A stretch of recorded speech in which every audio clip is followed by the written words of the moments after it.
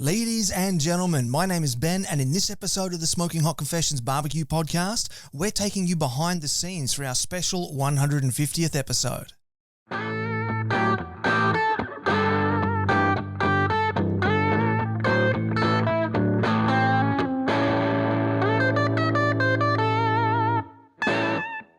Hey family, I hope you're well wherever you are and you got that thin blue smoke rolling. As I said at the top, this is a super special episode. So a little while ago, about 12 months ago, we hit episode 100, and what we did was we got Bree in here with me, and we cracked a bottle of Fireball and had some beers and just talked between us for... that nearly went 2 hours, that one. That was a really long one. And so what we decided to do was we thought, okay, let's do something similar, but what we're going to do this time, we're going to get Michael from Very Media involved. And so what we did was we set it up a little bit differently. We set up a panel table out in the backyard out there, and Michael from Very Media interviewed Bree and myself. So we're going to be taking you really, truly behind the scenes, behind the curtain, under the hood, whatever euphemism you want to use, from not just my perspective, but also Bree's perspective, because Bree often does a lot of the work behind the scenes, while I'm the one out here show ponying in front of the camera. So it's going to be great to bring her out as well and hear some things from her perspective. Now, before we do get to that, I do have a couple of announcements that I need to run by you. The first one is that I'd like to welcome our podcast partner for this episode. This is Jagged Woodfired, and we're super proud that Jagged has partnered with us for this run of episodes, and particularly for this 150th special. Jagged has been a part of the Smoking Hot Confessions family for pretty much as long as Smoking Hot Confessions has been around, so to be able to have them be part of this episode is super special for us. Next up, winter is just around the corner, so do jump onto smokinghotconfessions.com/shop, grab yourself a hoodie and a beanie. We've just got the current run, and then once they're gone till next winter. So make sure you jump on, get some of them, and get nice and warm and toasty. Next up, we're going to talk a little bit more about Barbe Con during the episode. Michael asked me some questions about that. We're moving the date of this to July, and I'll explain why later in the episode. My lawyer says so. Okay, the next thing is that we have an ebook available for you for free. If you're at the beginning of your journey, if you're at the start of your low and slow barbecue journey, you want to check out the Beginner's Guide to Real Barbecue. This is available for free over on our smokinghotconfessions.com website. Head on over there, have a click around, a pop-up window will appear, slam your details into that, and we'll send it out to you. And lastly, come join us at the Smoking Hot Confessions barbecue community on Facebook. It's the nicest little corner of the internet. It's a Facebook group that we've set up. All the guff is left at the door. Anything that is divisive, we leave behind, and it's just about inclusive community, bringing people together through the power of barbecue. So if you think you'd like to hang out in a family-friendly barbecue-related group, come join us, the Smoking Hot Confessions barbecue community on Facebook. Now, if you are watching this on YouTube today, make sure you give us a thumbs up, a subscribe, and hit that little notification bell. If you're joining us from Facebook, we want a like, a share, and a comment. Make sure you're following us as well. IGTV, it's a cute little love heart and a follow. Those cute little love hearts are just wonderful. And if you are listening on a podcasting app, particularly if it's Apple Podcasts, do give us a 5-star rating and review because they really help push us up the charts. That tells Apple that they should send the show to more people like yourselves. So if you could take 30 seconds, give us a review, we'd really appreciate it.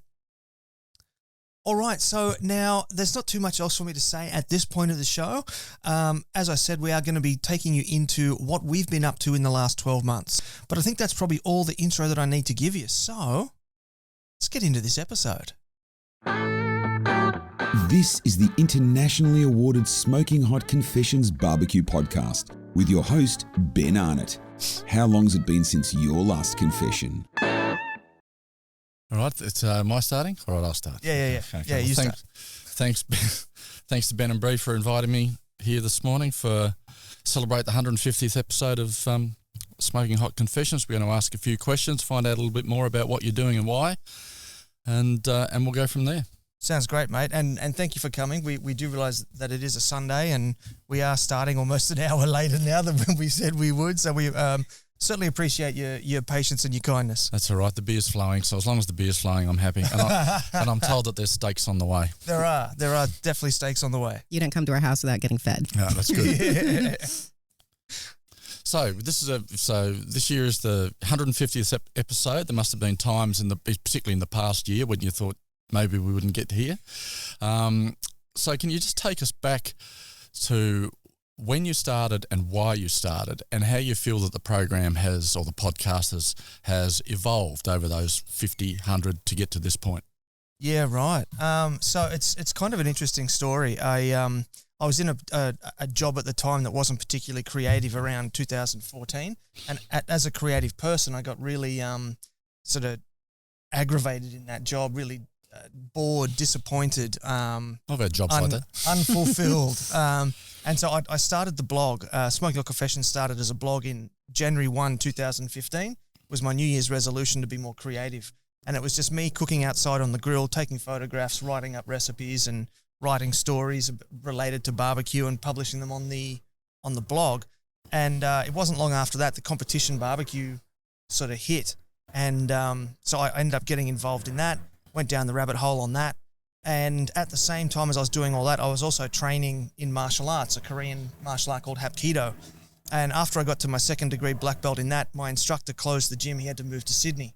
And so I was shopping around for a new gym to go to. And I was researching Brazilian Jiu-Jitsu. And I was searching on the internet and I found this thing called a Jiu-Jitsu podcast. And I was like, what's this? What's a podcast? And so I started to listen to that.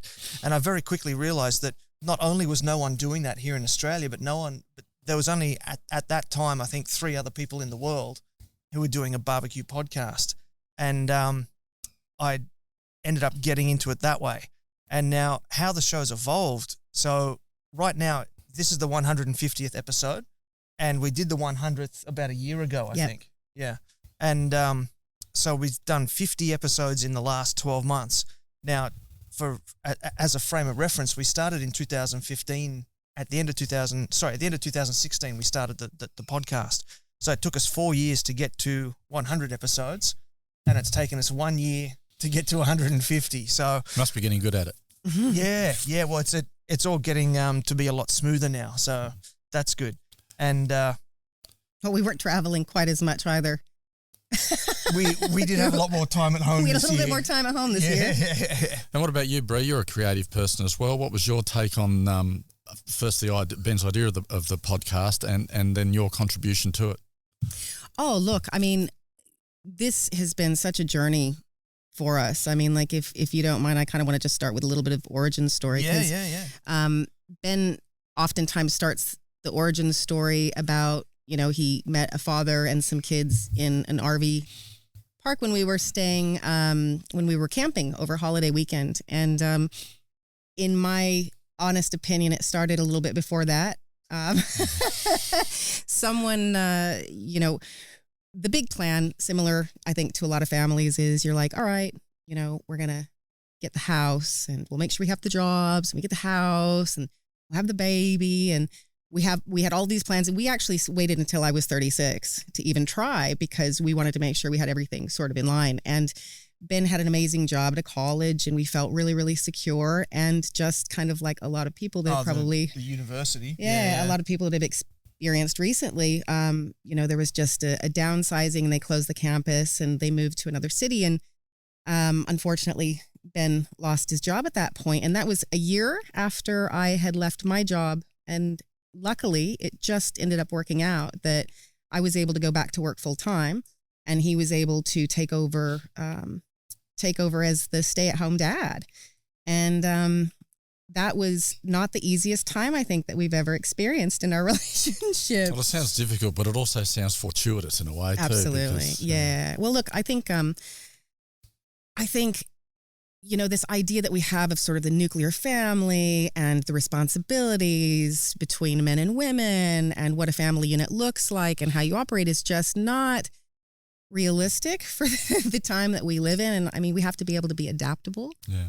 And so I think that's one of the things that was really cool about that. It was really hard when you first, had to come home. And I think you were angry at the beginning because he built that dream. I wasn't angry about being at home. I was angry that I'd lost that job. But I mean, like I'd spent 10 years working towards that particular career path, and then absolutely. And it was during that time that when you're trying to figure out what the next step is and what you're going to do, and we had conversations about like, well, you'd almost educated yourself out of a job Pretty much. I think you had 2 master's degrees at that point. Yeah. Yeah. So we were kind of looking just for creative ways to be able to, pay the mortgage and function as a family. And we were frustrated. And I remember you and I had an argument, and it was, I remember you said, I remember asking you if money wasn't an issue and you could get paid to literally do anything at all, what would make you happy? And I remember you said, I want to get paid to sit in my backyard, cook barbecue, and drink beer. And I remember I was like, well, then find a way to go do that. And you did. Getting there. And it started off as a blog. It started off as you reaching out to other men and creating, recipes so that they could stay at home and look after their families in a way that made them feel like they were, masculine, and maybe they didn't necessarily know their way around a kitchen, but most men know their way around a barbecue. So that was a really easy fit, and it just sort of evolved into that. And then you asked me, what did I think about the podcast? I thought he was nuts. I was like, how on earth are you going to take this visual, and it's such a visceral sort of media, you got to smell it, you got to taste it, hear it, everything, and do a podcast on it. And he's a teacher. He's by nature a teacher. And so he was like, look, I'm going to teach people how to do this by getting people who know how to do it, because he wanted to know how to do it as well. And he just shared. And barbecues, it's just in essence is conducive to conversation. So you go to a barbecue, you talk. I mean, you talk, but you talk. So there's a natural affinity between the podcast and it's different, not to talking at a barbecue, but as opposed to talking about barbecue. And that's what the podcast, and it's inclusive. You talk about the masculine side of it, but it is inclusive as well. Absolutely. Isn't it? So, and there's I want to be very clear that when I said that, yes, there is that masculine part of it. There are a lot of women that are entering and dominating the scene at the moment. Oh yeah. So yeah, it's predominantly been a more male sport, and until recently, but we've always been very careful here. Things are changing at Smoking Hot Confessions too, to make sure that we are as inclusive as possible. Yeah. It's true. So how long did it take before people within the industry began to know who you were and began to want to be part of it as well as guests? Surprisingly not long. So your first question today was how's the show evolved? So we were recording in seasons, and then when we'll get into the madness of last year a bit later on, but we now we publish weekly. And so I did the first series of 10 episodes just because I wasn't sure how it was going to go. I wasn't sure, are people going to be into this? Are they going to want to be a part of it? And so I did the first 10 episodes, and it wasn't too long after that had been put out into the world that I got a call from a guy. He's down in Tasmania, Rowan. Shout out to Rowan. He was putting on a little competition in Melbourne. And he said, mate, I'd love you to come and MC it because, you're good on a microphone, you're good in front of people. People know who you are with your podcast now. So can you come down? I was like, yeah, sure. I can come down to help with that. And he goes, now, I can only afford to pay you $500. Is that okay? And I went, hang on a minute. You want to pay me to go to Melbourne to hang out with my mates, talk about barbecue and drink beer and just talk about it? He's like, yeah. I went, yeah, I think I can help you out with that. Yeah. Okay. I'll do you that favor. And it's just sort of built from there, and it's grown from there. And we get invites now to go to festivals in the United States. Of course, that's obviously not feasible, just with our work arrangements at the moment.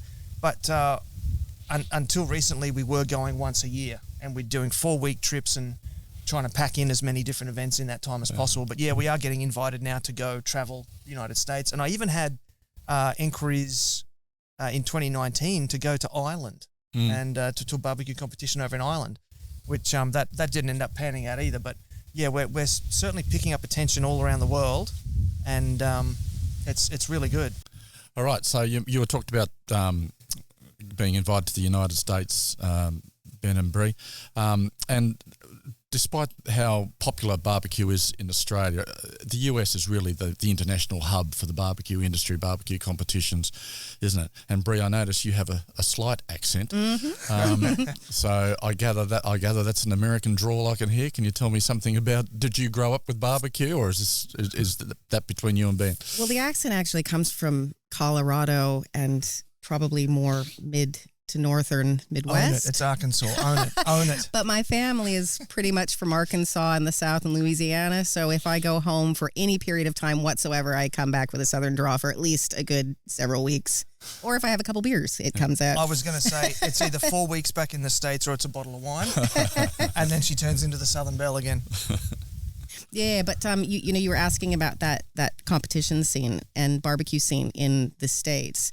It is actually quite different to here because it's very new here in Australia. If you go to a competition in the United States, I'll bring up the one that we went to in Texas, our first run out.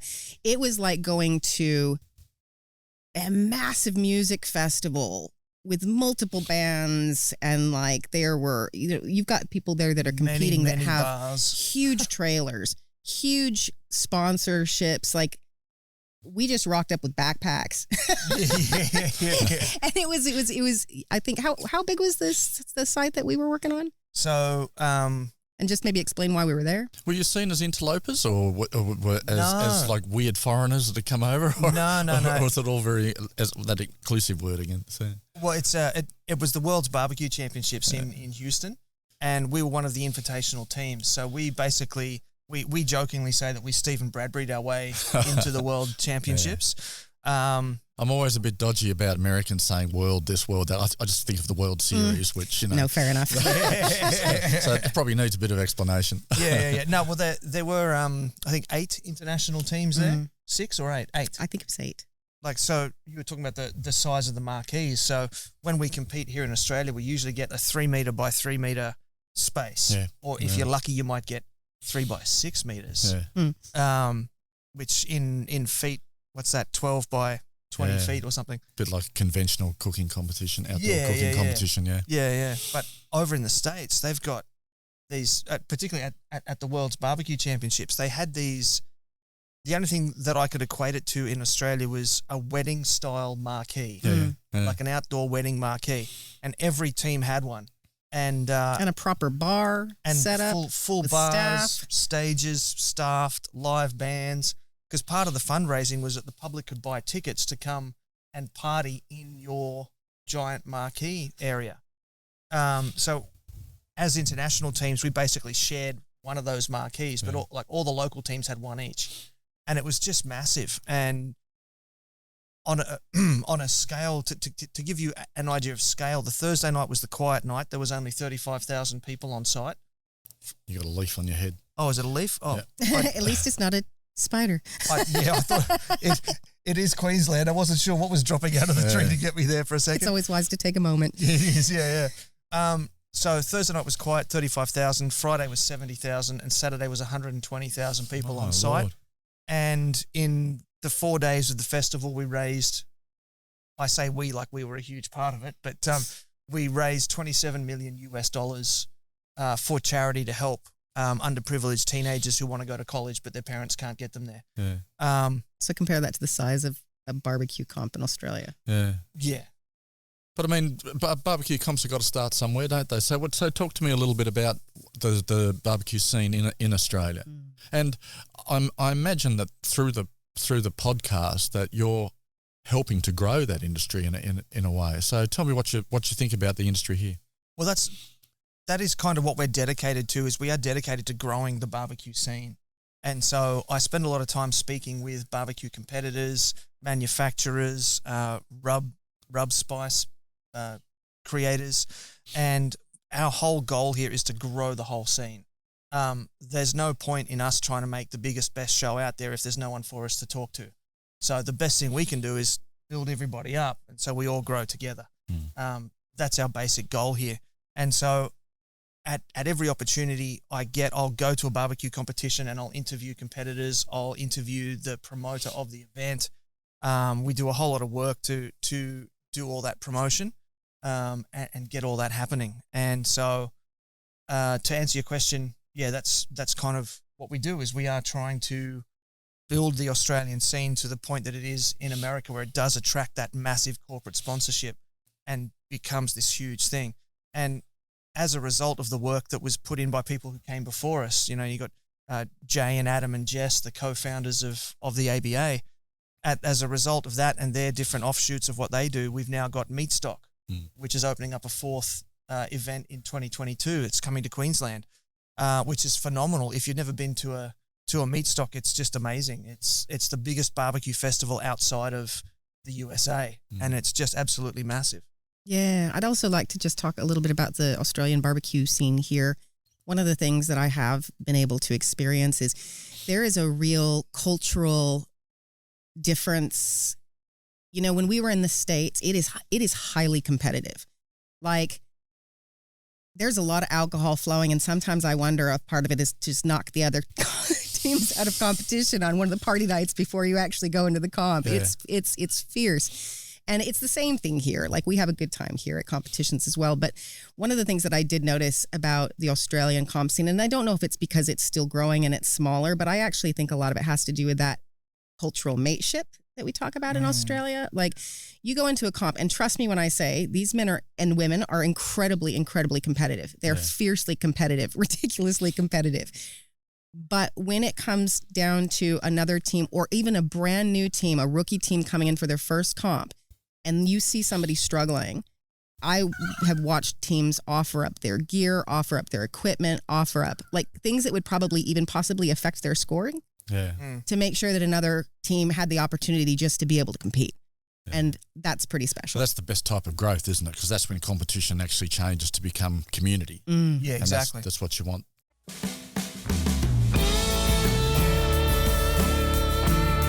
If you're looking for your next barbecue smoker or grill, Jagged Wood-Fired has got what you need. Owners Julianne and Glenn are multiple award-winning barbecue competitors who've even travelled to the US to compete at the World Barbecue Championships in Houston, Texas. Based out of Perth and shipping nationwide, Jagged is one of the largest pit builders in the country and has an ever-growing lineup of meat cooking machinery. Not only do they have their now famous smoker ovens, their incredibly efficient gravity-fed cabinets are proving extremely popular in commercial settings, and they also make some of the most stylish asado grills you're ever going to see. Jagged is also well known for amazingly detailed custom work ranging from backyard designs all the way to installations in commercial kitchens. Proudly Australian designed, owned and manufactured, you can find out more at jaggedwoodfired.com.au. spelled Jagrd. Once again, head to jaggedwoodfired.com.au, spelled Jagrd, to learn more.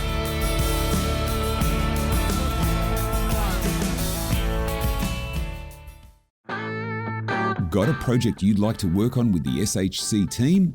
Shoot Ben an email on ben@smokinghotconfessions.com and let's have a conversation.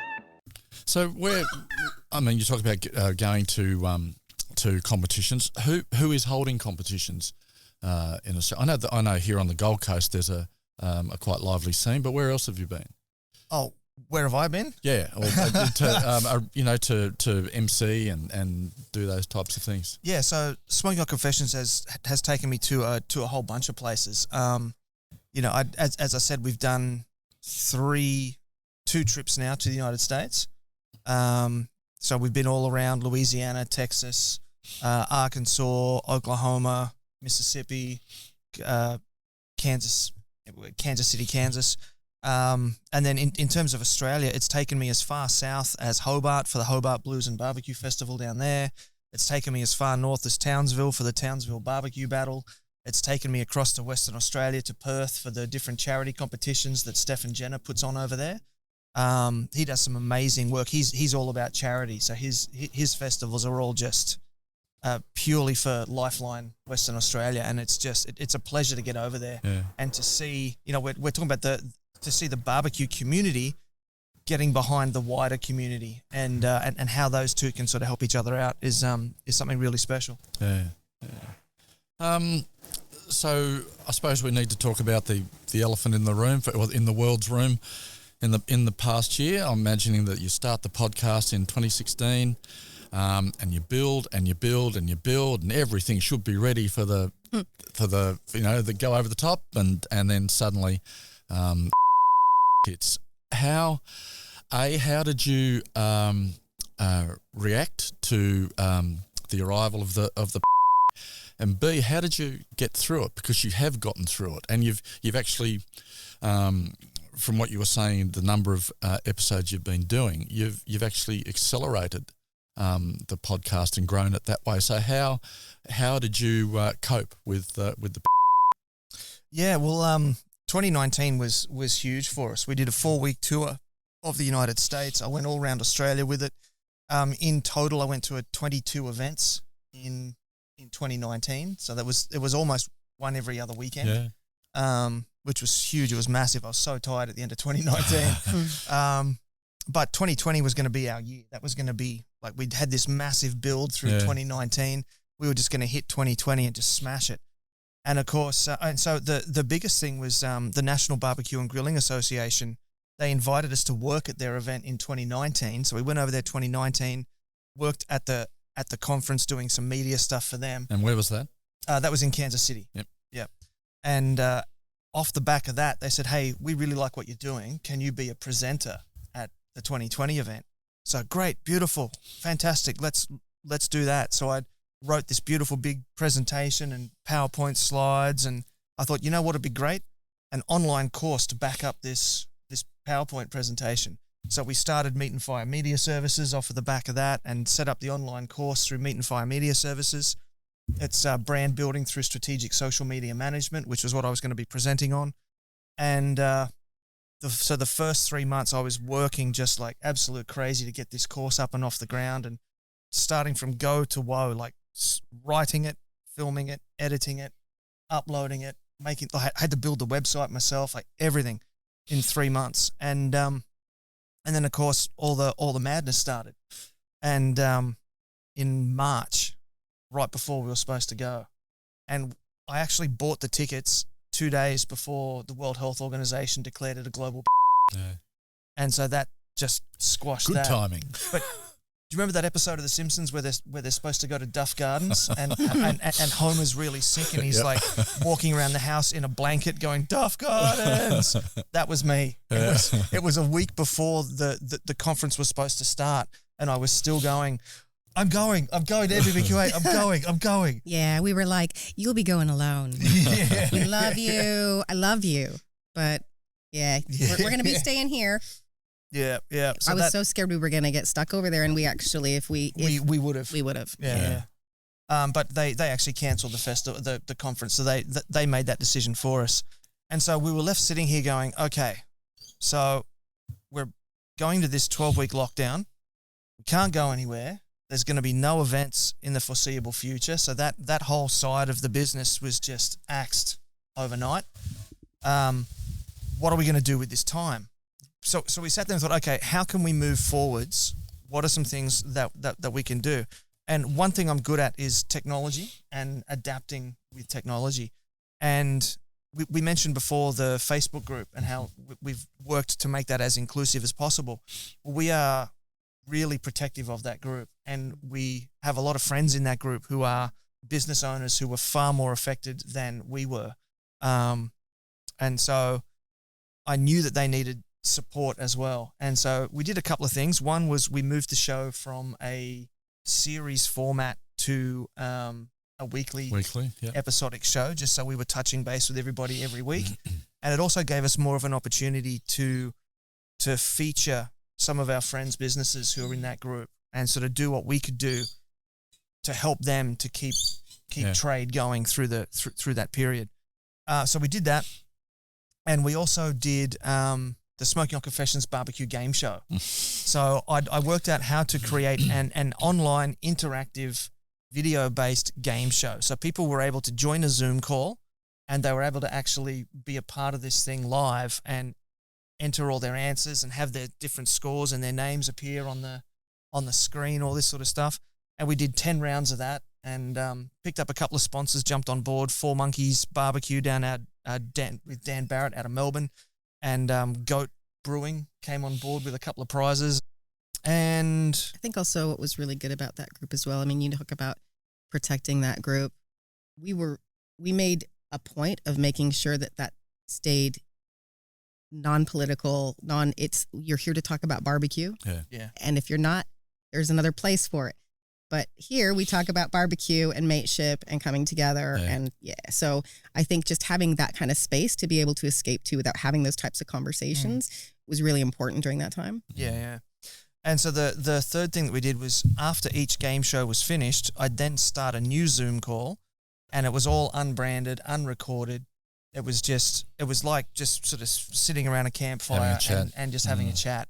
And I think that was probably the most important thing we did, I think. Well, I think in that type of environment, you can better gauge those who are struggling more than others, don't you? Yeah. So, and it can serve to focus your attention on, a person that might need more help than another. So. Well, and also too, without actually being able to physically gather. Yeah. It's kind of easy to have people sort of fall through the cracks. And so I think just having a safe space where people could come and just talk about what was on their mind was a really important part of that time for everybody. Yeah, definitely.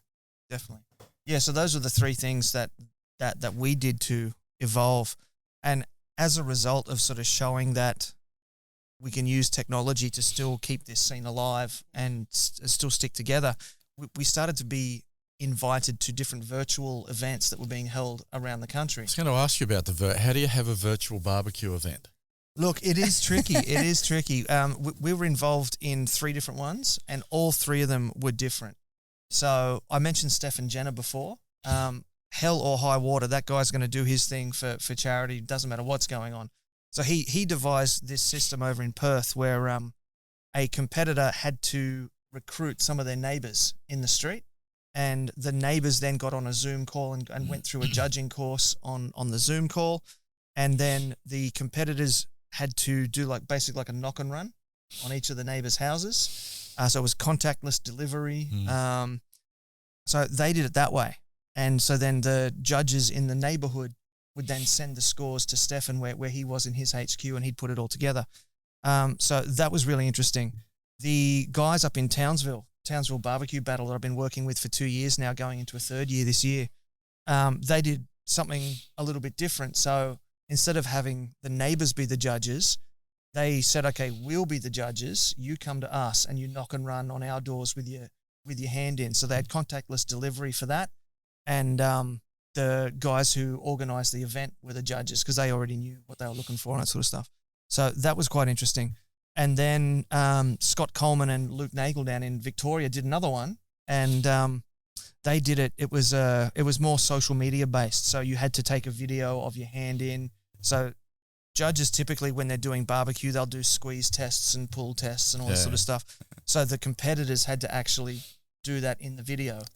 And to prove that you were doing the video on that day, they emailed you a little paper presentation sheet with a particular logo on it that they only emailed it out that morning, so you could only print it that morning. So all of the content was guaranteed to be done as part of that competition.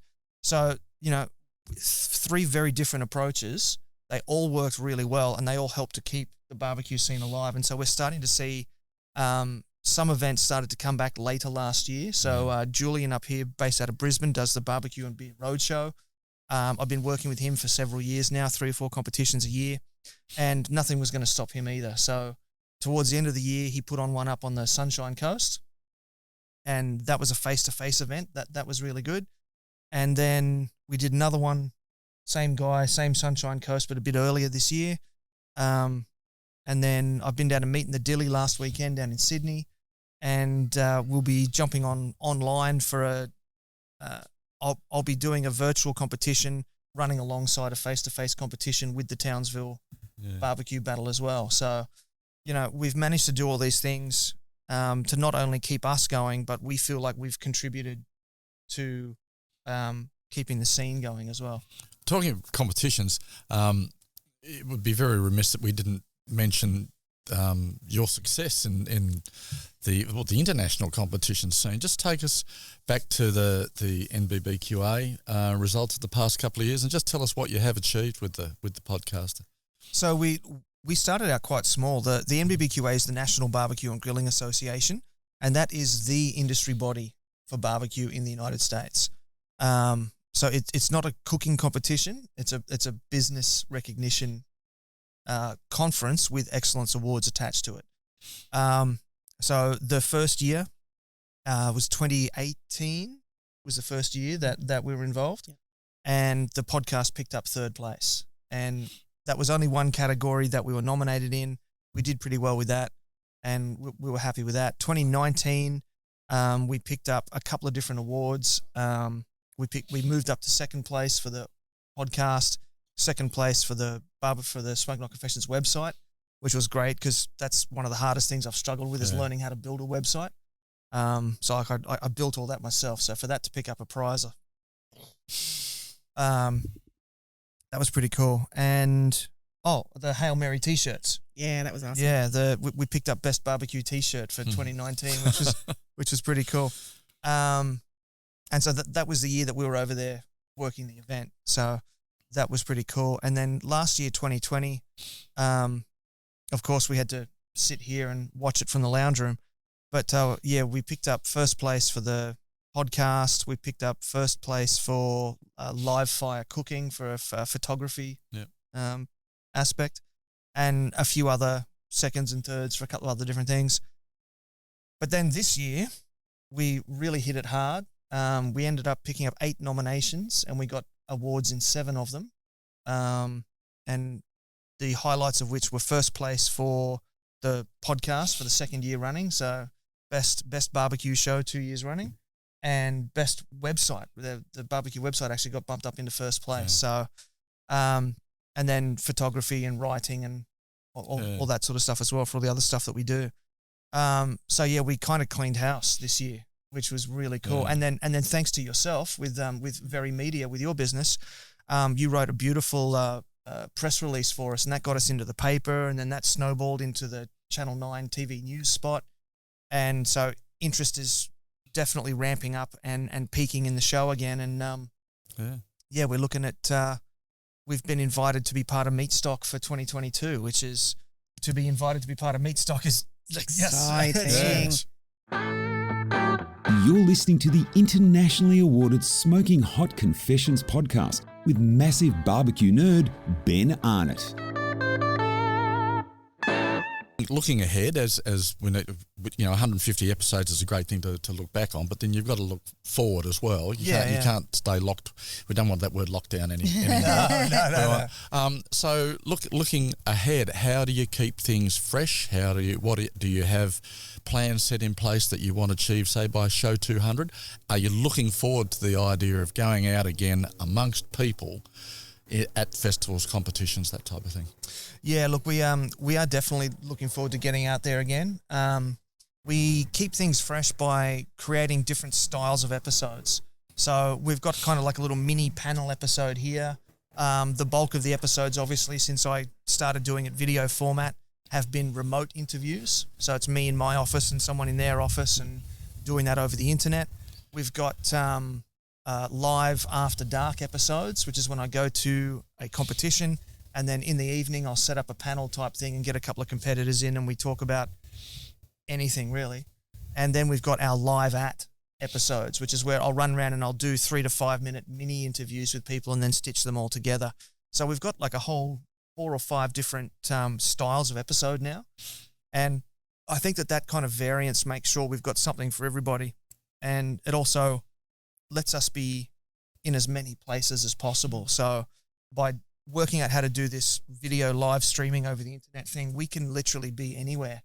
2 days ago, we were talking with Bill Dumas over in Texas at Brotherton's Black Iron Smokers. We can be anywhere at any time. And that's been great to be able to add that aspect to the show as well. And we're just constantly looking for ways to evolve. So we're about 40 episodes in now into the video format, and even that's changed. So when we started doing that on Zoom, and I was having to record it in Zoom and then manually stitch every little piece of it together. And it wasn't long before I went, listen, that wasn't fun. This is 8 hours work for a 1 hour episode of the show. This is nuts. And so I started researching different ways of doing it live. So that's why now we've got the camera and the laptop here, and where I can see that it's recording and editing everything all at the same time. So, you know, the more ways that we can find to evolve, that's what we're going to do. Do we have a plan for evolution right now? Not particularly. We're just going to make sure that what we're doing now, we just polish this and get this right, get this perfect. And as soon as I can get control of the clouds, so that the video feed doesn't keep going to like daylight, nighttime, then I'll be happy. Yeah. So it's clear that you're very busy, but in fact you're extremely busy because you're running three businesses: Smoking Hot Confessions, Meat and Fire Media Services, and we've got an Airbnb. You've got the Airbnb. You're still teaching. Bree, you're doing photography, social media for a business group that we're in. How does the family? You've got a young son, you've got a new dog, and an old cat. How do you work the family dynamic? How do you keep it, going? One thing that Bree and I have always done is we've always put the family first, put each other first, and we're never one to hold the other one back. We never sort of say, no, you can't do that. We always say, well, give it a go and let's see what happens. Yeah. So we're constantly evolving together. It's not like one of us is, developing and moving along and the others are being left behind. We're constantly evolving. And I mean, when it comes down to it, it was a family reason, a family thing that enabled us to sort of take Smoking Hot Confessions to the next level. So 2017, we had some pretty big losses. Bree lost both her parents in a 10-week period. And that left us with a little bit of money. And it was in 2017 that we got the invite to go compete at the World's Championships we were talking about before in 2018. And so we were able to basically use a little bit of that inheritance money as a seed money to say, okay, we're going to take Smoking Hot Confessions a bit more seriously and we're going to bump it up to the next level. And what we've done is we've found ways of including everybody in it. So, one of the things that we want to do is we want to teach our son to have a bit of an entrepreneurial spirit to him. I was raised by parents that were always like, get an education, get a job, get an education, get a job. And I found that, I'm almost as educated as I could possibly be. Yeah. And it doesn't really make too much of a difference in today's society, in today's work environment. And so we're able to involve him in those businesses, and we pay him some pocket money. If he helps me do a job, then he gets some pocket money. We recently we're very lucky to have Heat Beads come on board as a sponsor of the show, as a podcast partner. And my son helped me make the video. He spent all day out here in the garden with me, running around making this advertisement for charcoal. And so as a reward for that, I said, okay, look, you spent all day out here helping me. Here's your share of the profit on that job. We do the same thing with the Airbnb. If he helps with that, he gets a cut of the money. And so we've always been really together, aware of each other within the circle. And if you're not working together, then none of this works. You're not working. So I have a 1.25 workload in my job. So I'm more than a full-time job at the moment in my job. It's a high energy job. It's teaching. So I'm in front of a class 1.25, like more than a regular teacher would be. We've got Smoking Hot Confessions. We've got Meat and Fire Media Services, and we've got The Haven, which is the Airbnb. And you just have, and then as you said, on top of that, we've got jiu-jitsu. So I teach classes to kids at Brazilian jiu-jitsu 2 nights a week. My son and I do jiu-jitsu together. And you just got to work together. Yeah. Bree's quite involved with her church as well. She does a lot of stuff with that. And you just got to make it work. And I feel like that's something that we've been able to instill in our son. Yeah, for It's sure. like, this is business. This is how we make money. This is how we keep the roof over the heads. This is where the money comes from for the food. I need you to be a part of it. This is what I need you to do. Okay, mummy's busy today, right? You and I got to go and do this, and then we're going to cook dinner tonight for mummy and all this sort of stuff. So, Do you want to add to that, Bree? I think one of the things that's important to mention as well is like, I think people oftentimes, especially when you get to where you're at the moment, they look at the success that's kind of flooded through quite quickly recently, and they don't see all of the work that led up to it. They don't see the years of 2 o'clock in the morning, or having to sacrifice family weekends and that sort of thing, sacrifice holidays. And so I think it's really important to point out two things. One, there's been a lot of work that's gone into this, but also two, I think it's important to understand that most of our successes have actually been fail forwards. And I'd like you to talk a little bit about that fail forward sort of mentality, because I would say the majority of the really good things that have happened for us in this business have happened because something went terribly wrong, if that makes sense. Yeah, that's a good point. Yeah. So that competition in Melbourne that I was talking about before, that was like a competition eve event for Meat Stock Melbourne. And what was going to happen was I was going down there to do that event with that guy, and then I was going to go and just be like a dishwasher on another team. Just to be part of Meat Stock. And so we're down there. We flew both of us down, accommodation, car rental, the whole lot. And this whole plan of, okay, we're going to MC that competition and then be a part of that competition over the weekend.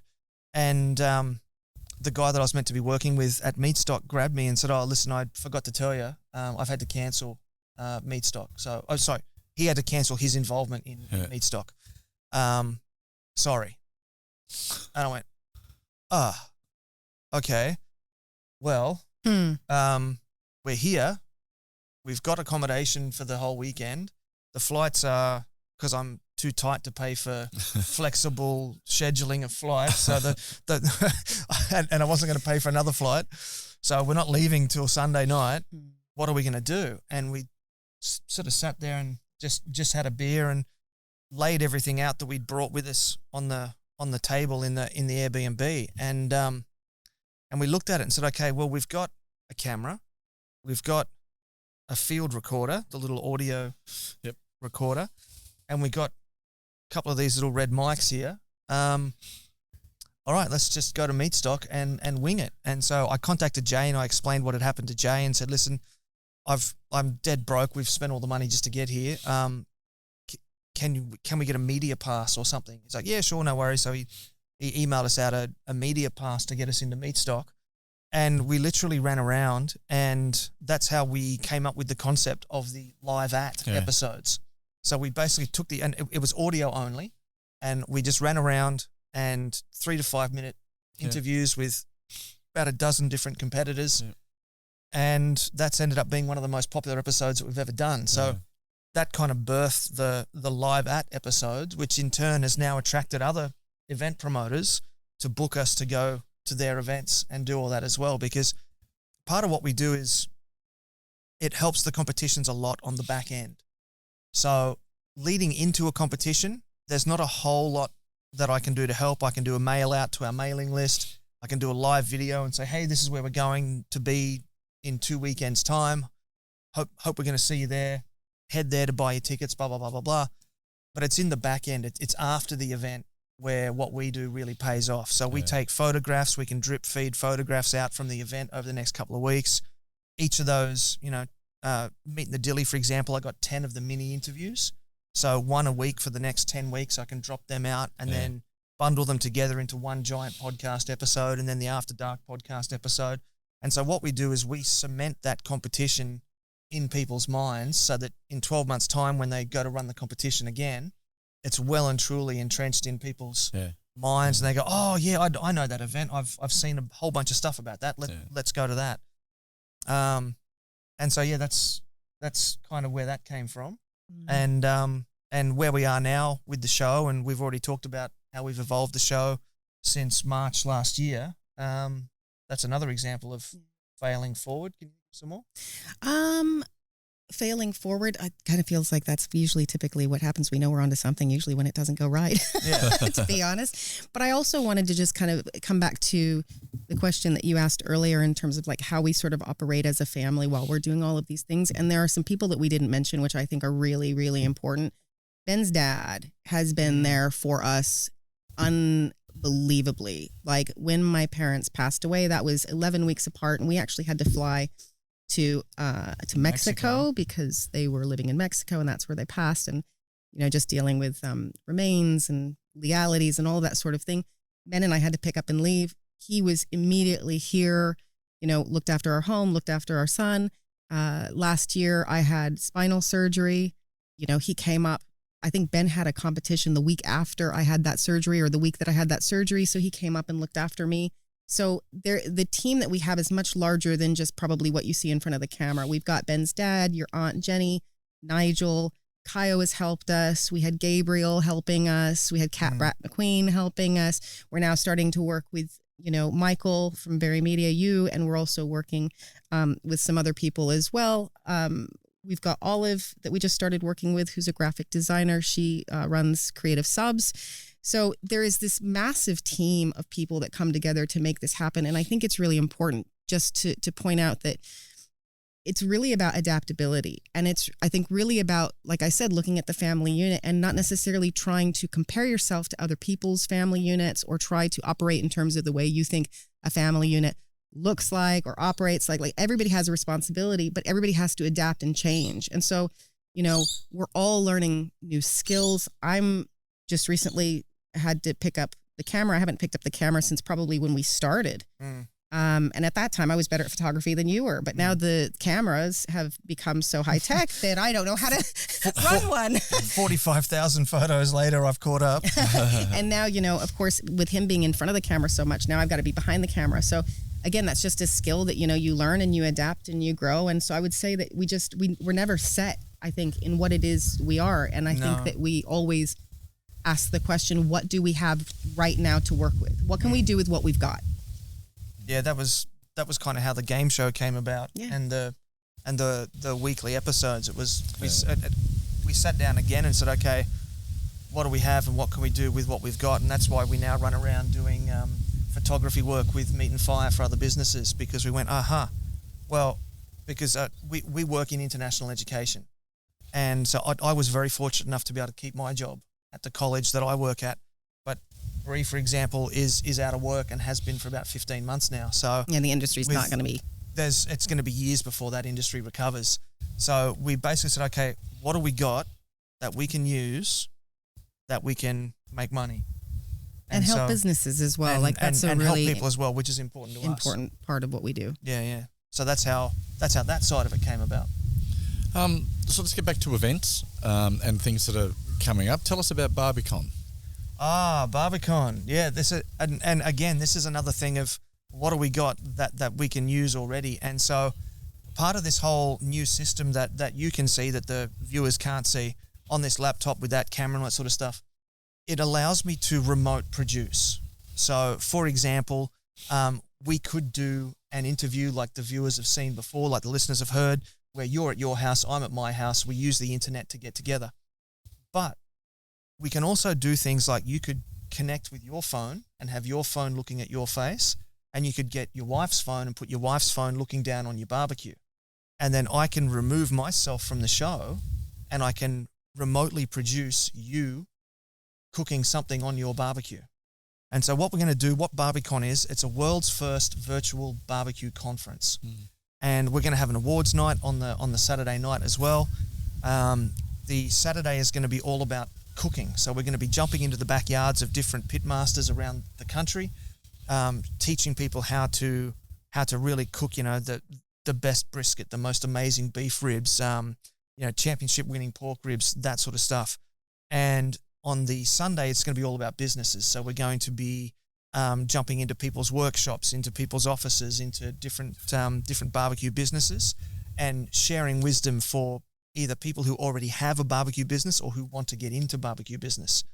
And so the research that I've done during the downtime last year, that's led to me being able to do this sort of stuff. And so we're going to be able to live produce that all here and then put that out onto the internet. And so people are going to be able to get that sitting in their lounge rooms, having a cold beer and a snack and just enjoy this beautiful online conference experience. And when's it all going to happen? July. So we have been saying June, but after consulting with both our solicitor and our accountant, we need to get things a bit better sorted out before we do it. So we pushed it back out to July. Okay, all right. Okay, we're coming up to our hour. Our time is almost done. Ben, Bree, is there anybody that you'd like to acknowledge, the people who have helped over this past difficult year, these unprecedented times, as we keep being told? Just to wrap up this 150th episode with some acknowledgements. How about I start and then you clean up whatever I forget. you just clean up after me. Okay. So first of all, as Bree said, we've had a whole lot of support from friends and family. My dad came up to spend the weekend with us to be part of the competition team at a competition that we were competing at. I wasn't even working at it. I was competing at it. And Dad loved to be part of the competition team. And he ended up staying 4 weeks because we had to run to Mexico. Nigel's been a long time part of the team. Anthony from Black Bark Barbecue, he's always there for us. Sorry? Kyle as well, our jiu-jitsu teacher. He not only helps me keep my stress levels down through the physical activity, he's become a great mate, and he's been really helpful as well. Professionally, I think Julian probably needs the biggest shout out. We get a lot of work through Julian with his barbecue and beer roadshow and Brisbane Barbecue Festival events. The guys up in Townsville, the Townsville Barbecue Battle.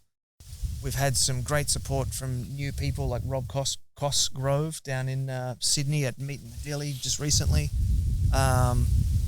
Heaps of different support from different people.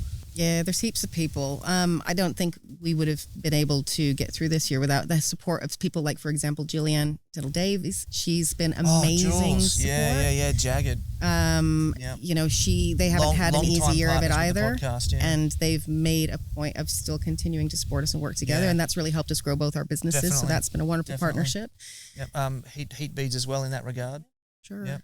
And also too, I'd like to say thank you for, That's All Right, to Michael from Very Media. You've been a great help for us this year in terms of getting our voice out there, and also to, the crew at BBQ and I, Helen's Fail. We've made a lot of connections through that. We've had some people help us with things like contracts and insurances, this accounting. This kind of started out as a hobby and it's become a proper business. And when you do that, and that's the thing I would actually recommend to your listeners, if you're looking at, starting up a small business, it's really important that you protect yourself, and getting together with, linking arms with a group of people in your community that know more than you do about things that you don't know anything about is a really great way to not only support each other's businesses, but it will save you time and save you money, and you can grow so much faster and more confidently when you've got those people behind you. We're both creatives, so the accounting stuff and the legal stuff. That's not where we excel. I'm much the same. That's not where we shine. Well, I think we should wrap it up by saying congratulations on 150 episodes. Here's to 150 more, and I think we should put the stakes on. Yes. Excellent. Sounds good. Thank you very much. Thank you. And there you have it, family. That was Bree and I taking you behind the scenes of Smoking Hot Confessions with the help of the fantastic Michael from Very Media. Now, before we wrap this up and let you go, just a couple of quick announcements to just remind you of again, huge thanks to Jagged for being a part of this very special episode. It means a lot to have them on board. They've been behind us from day one. It's beautiful that we're able to help share their message as well. And it's just it's a really reciprocal family relationship. So thank you very much to Jules and Glenn for coming on board and partnering with us for this episode. Barbe Con's coming up. It's been moved from June to July. I just explained why during the episode, and when you are watching the next couple of weeks' episodes, they were recorded before this episode. So I'm going to say June in those episodes, but it's July. It's definitely July. My lawyer says so. And come join us at the Smoking Hot Confessions barbecue community over on Facebook as well. We'd love to see you there. And if you are on the socials, do give us, all the likes, the comments, the shares, the thumbs up. Do the thing. really helps us out. So I think that is a wrap. So until next time, take care of each other and keep on queuing. Thanks for listening to the Smoking Hot Confessions podcast. Head on over to smokinghotconfessions.com for recipes, tips, and Ben's own confessions.